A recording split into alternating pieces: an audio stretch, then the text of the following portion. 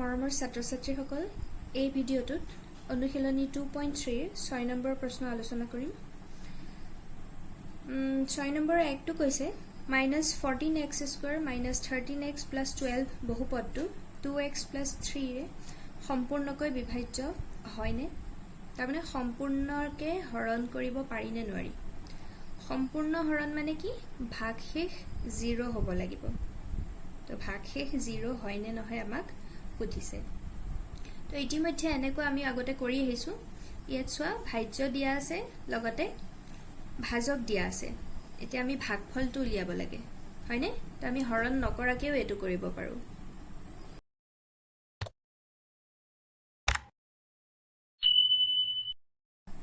এতিয়া আমাৰ কি দিয়া আছে লিখি ল'লোঁ। ভাজ্য দিয়া আছে আৰু ভাজক দিয়া আছে। এতিয়া যিহেতু অকল ভাগশেষটো চালেই হ'ল, ভাগশেষ 0 হ'লে সম্পূৰ্ণৰূপে বিভাজ্য হ'ব। এতিয়া ভাজ্য আৰু ভাজক দিয়া থাকিলে অকল যদি ভাগশেষ উলিয়াবলগীয়া হয়, তেতিয়াহ'লে আমি কি কৰোঁ? প্ৰথম অৱস্থাত gx টো 0 বুলি ধৰি লওঁ। gx 0 হোৱাৰ লগে লগে 2x + 3 = 0 হ'ব। তো ইয়াৰ পৰা আমি xৰ মান এটা উলিয়াব পাৰিম। তো প্ৰথম +3 টো সিফালে নিলে -3 হ'ব, আৰু ইয়াৰ পৰা x = কি পাম? -3/2। দুইযোৰ xৰ লগত পূৰণ হৈ আছে, সিফালে নিলে হৰণ হৈ যাব।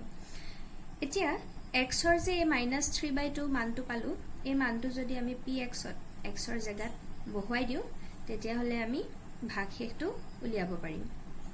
তো আহাচোন আমি বহুৱাই চাওঁ।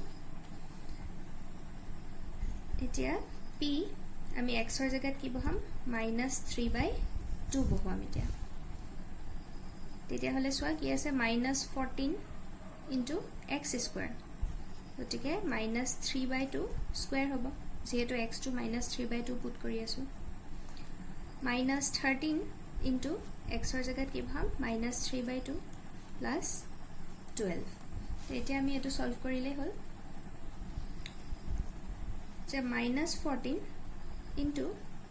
এতিয়া মাইনাছ থকা সংখ্যাৰ আমাৰ পাৱাৰটো যদি যুগ্ম হয়, ইয়াত স্কুৱেৰ আছে 2টো যুগ্ম সংখ্যা, তেতিয়াহ'লে মাইনাছটো নাথাকে। আৰু সংখ্যাকেইটাক স্কুৱেৰ কৰিলে 3² মানে হ'ল 9, 3 3 × 9, আৰু 2² মানে 4। তাৰ পিছৰ টাৰ্মটো যদি চাওঁ, জাষ্ট পূৰণ হৈ আছে। -13 আৰু -3/2 এটা পূৰণ কৰোঁতে মাইনাছে মাইনাছে প্লাছ হৈ যাব। ইয়াত যিহেতু কাটাকুটি কৰিব পৰা অৱস্থাত নাই, তেতিয়াহ'লে আমি হৰটো পাতিম। হৰৰ জেগাত 2, আৰু 13টো 3 লগত পূৰণ হৈ যাব। 3 × 39, 39 + 12। এইখিনিলৈকে বুজি পাইছা নিশ্চয়?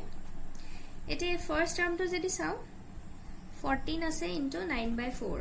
এতিয়া 4টো হৰ, 14টো কাষত পূৰণ হৈ থকা মানে সদায় ওপৰটোৰ লগত পূৰণ হৈ থাকে। গতিকে আমি চোৱা 4 আৰু 14 দুইটাকে 2ৰে কাটিব পাৰোঁ। কাটাকুটি কৰা মানে হৰণ কৰা। তো 2ৰে 4ক দুবাৰ যায়, 2 2 × 4, আৰু 2ৰে 14ক হৰণ কৰিলে 2 7 × 14। আৰু কাটিব নোৱাৰি, গতিকে ফাৰ্ষ্ট ৰাশিটো হ'বগৈ -7 9 × 63, 63/2 + 39/2 + 12। এতিয়া নেক্সট ষ্টেপ আমি কি কৰিম? লসাগু ল'ম।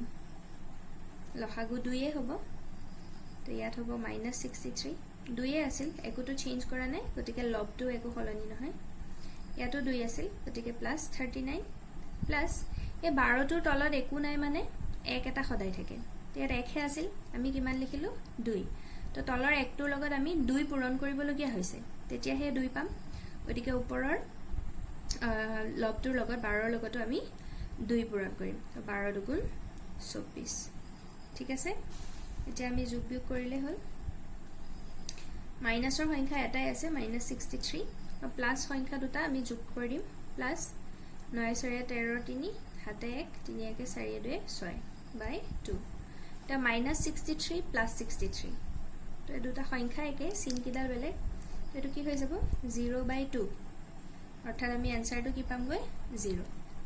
তাৰমানে আমি ভাগশেষ অৰ্থাৎ বাকী কিমান পালোগৈ? 0। যিহেতু বাকীটো 0, গতিকে সম্পূৰ্ণৰূপে বিভাজ্য হয়। আমি তলে লিখি দিলে হ'ল। এতেকে px equal to minus 14x square minus 13x plus 12 বহুপদটো gx equal 2x plus 3 ৰে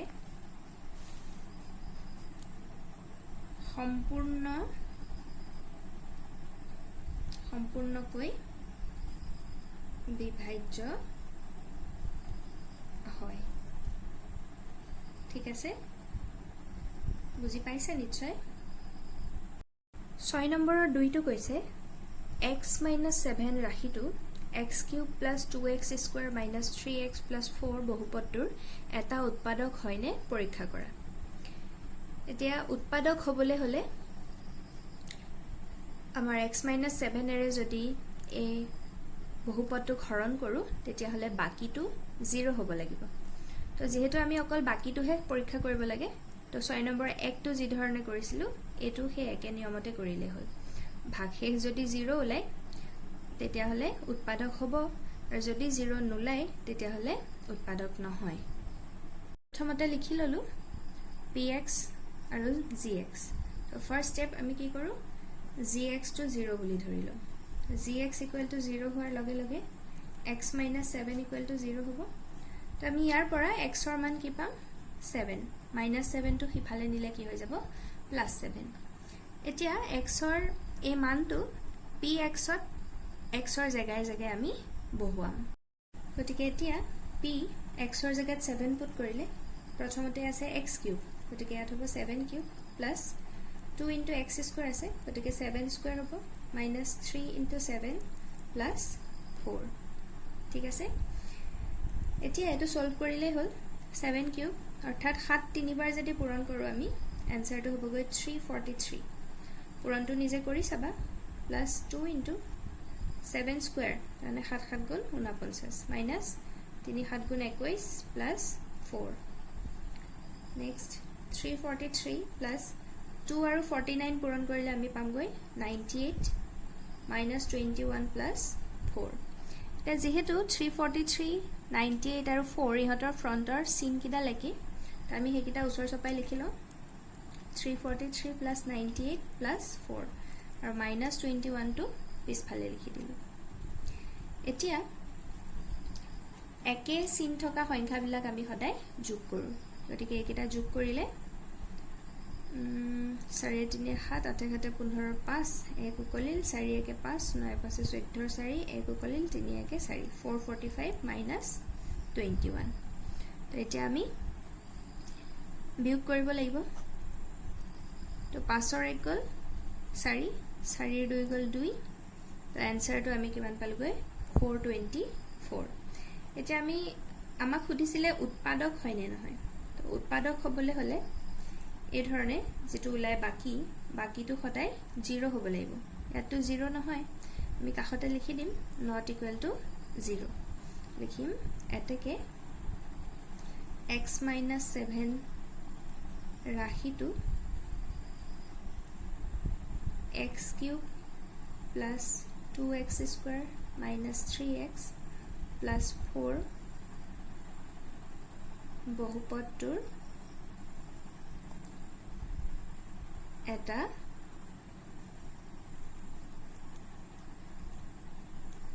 উৎপাদক নহয় যদি এই ধৰণে কৰোতে বাকিটো 0 ওলালেহেতেন তেতিয়া হলে উৎপাদক হলহেতেন কিন্তু যেহেতু 0 নহয় গতিকে আমাৰ বহুপদটোৰ উৎপাদক নহয় ঠিক আছে